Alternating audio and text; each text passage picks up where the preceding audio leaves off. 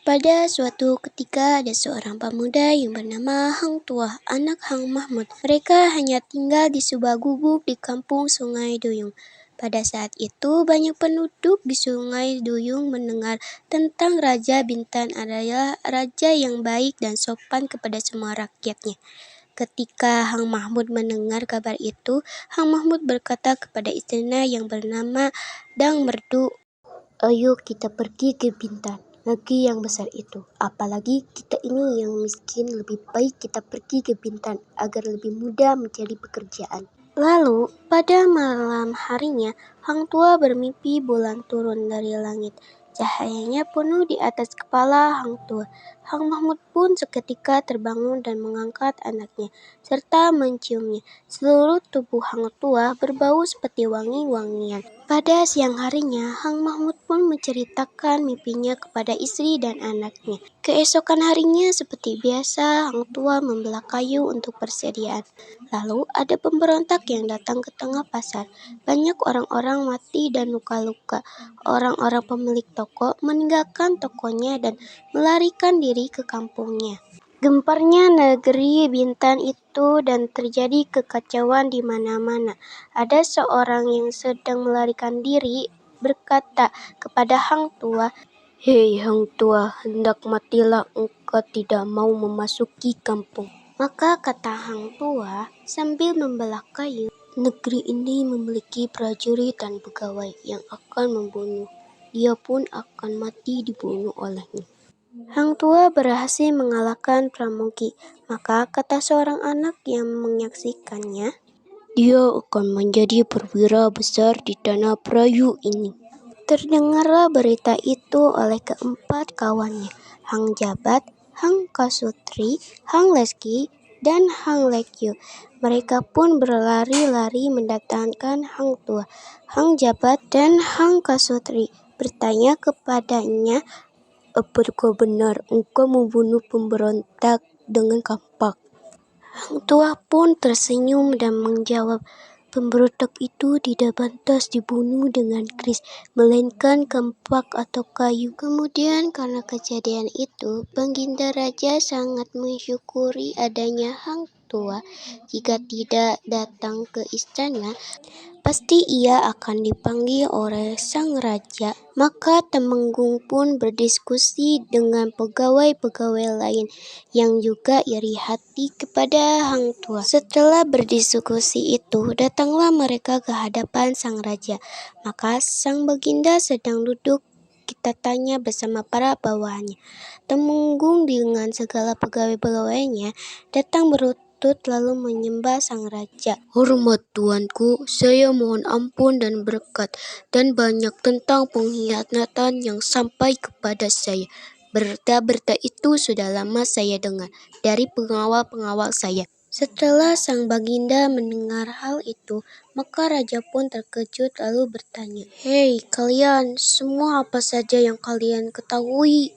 Maka seluruh menteri-menteri itu menjawab, "Hormat tuanku, pegawai saya yang hina tidak berani datang, tetapi dia berkuasa itu yang melakukan hal ini." Maka baginda bertitah, "Hai Temenggung, katakan saja kita akan membalasnya." Maka Temenggung menjawab, "Hormat tuanku, saya mohon ampun dan berkat untuk datang saja. Hamba takut karena yang melakukan hal itu Tuan sangat menyukainya. Baiklah, kalau Tuan percaya perkataan saya, karena jika tidak, alangkah buruknya nama baik hamba seolah-olah menjelek-jelekan orang itu." Setelah Baginda mendengar kata-kata Temenggung yang demikian itu, maka Baginda bertitah, "Siapakah orang itu? Hang Tua kah?" Maka Temenggung menjawab, "Siapa lagi yang berani yang melakukannya selain Hang Tua itu?" Saat pengawal-pengawal hamba memberitahukan hal ini kepada hamba, hamba juga sendiri tidak percaya. Lalu hamba melihat Hang Tua sedang berbicara dengan bersama seorang perempuan di istana tuan ini. perempuan tersebut bernama Dang Setia. Hamba takut ia melakukan sesuatu kepada perempuan itu. Maka hamba dengan hikayat datang untuk mengawasi mereka. Setelah baginda mendengar hal itu, murkalah ia sampai mukanya berwarna merah padam.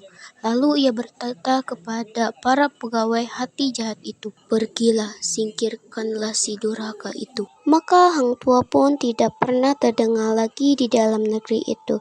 Tetapi si tua tidak mati karena si tua itu berwibawa besar. Apalagi dia menjadi wali waya. Kabarnya sekarang ini Hang Tua berada di puncak Dul Sungai Petak.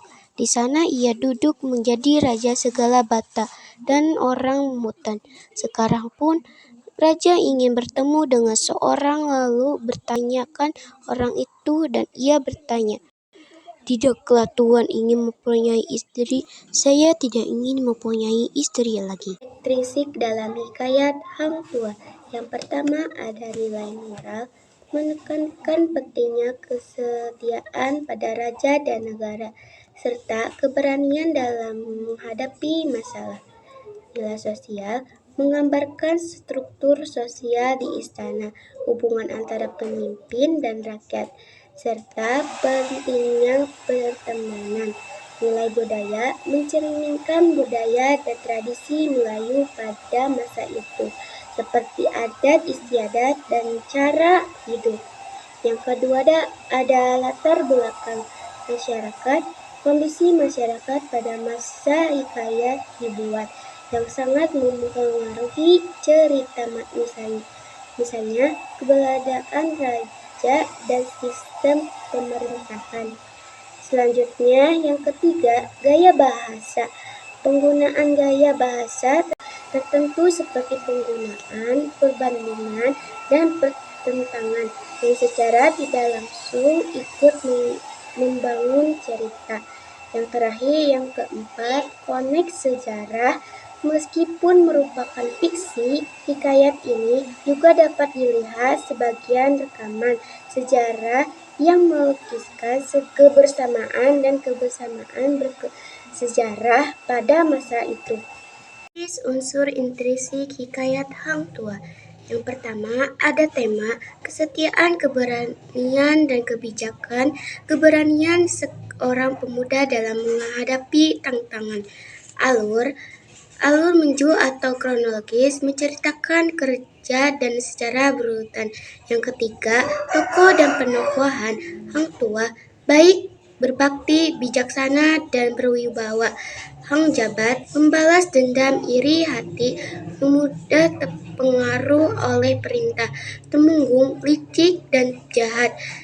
Yang keempat, tempat, istana, sungai, pasar, dan negeri Bintan. Suasana ramai, tenang, sepi, senang, dan sedih. Waktu pagi dan malam. Sudut pandang orang ketiga serba tahu. Penulis mengetahui segala tentang tokoh-tokohnya. Yang keenam, gaya bahasa. Gaya bahasa pengulangan Polisidaton, pengulangan kata penghubung seperti Hang Jabat dan Hang Kasutri dan Hang Leskir. 7. Amanat. Pemimpin tidak boleh hanya mendengar dari suatu pihak saja, melainkan harus mengklarifikasi dengan pihak lain. Kejujuran dapat menghancurkan hati yang iri dan dengki.